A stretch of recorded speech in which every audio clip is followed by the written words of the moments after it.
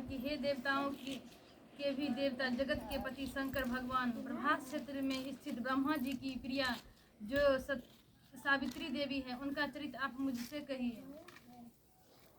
जिसमें उनके व्रत का महत्व हो और उनके संबंध का इतिहास हो, एवं जो स्त्रियों के प्रति पाति व्रत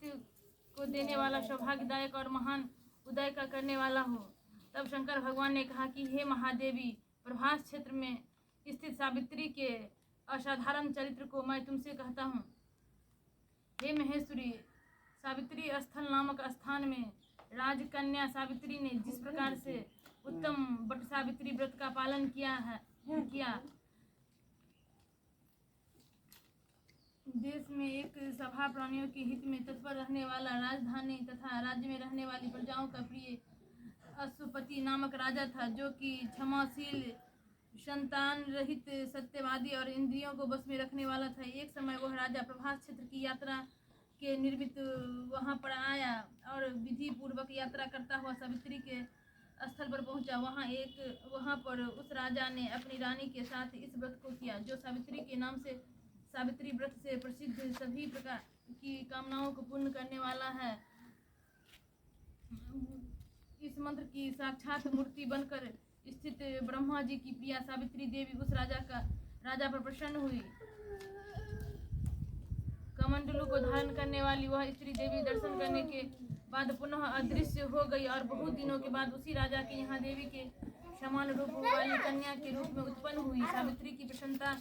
से प्राप्त तथा सावित्री की पूजा करने के बाद अंततः राजा ने ब्राह्मणों की आज्ञा से अपनी उस कन्या का नाम भी सावित्री रखा।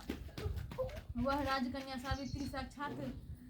शरीर धारण की हुई लक्ष्मी के समान शोभित होती हुई बढ़ने लगी। वह धीरे धीरे सुकुमार अंडों वाली एवं यौनावस्था को प्राप्त हुई, जिसके मध्य भाग सुंदर और नितंब भाग विस्तृत थे और जो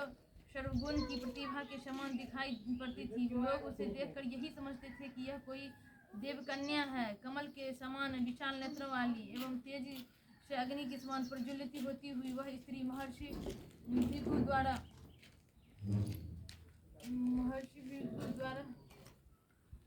कहे हुए सावित्री व्रत को करने लगी, जिसके आरंभ में सुंदर वर्ण वाली उसे उपवास करके सिर से स्नान की हुई सावित्री देवता की प्रतिमा के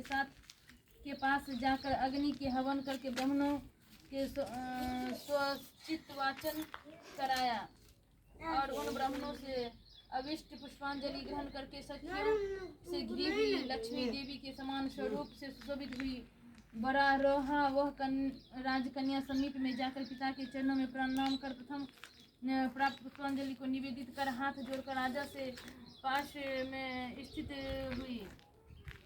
युवावस्था को प्राप्त हुई देखकर राजा उसके विषय में मंत्रियों से सलाह लेकर राजकन्या से कहने लगा कि हे पुत्री, तुम्हें योग्य वर को देने